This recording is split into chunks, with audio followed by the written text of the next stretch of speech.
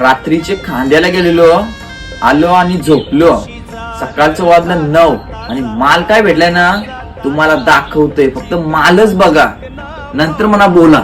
यो कसा आहे माल, यखरू बघा, यखरू पेटिंग यखरू झोपलाय. कसा झोपलाय, साईज बघा, साईज किती मोठा असेल ना, कमेंट करून सांगा किती मोठा असेल. कसला आहे बघा, कचक्या जवळ जरा.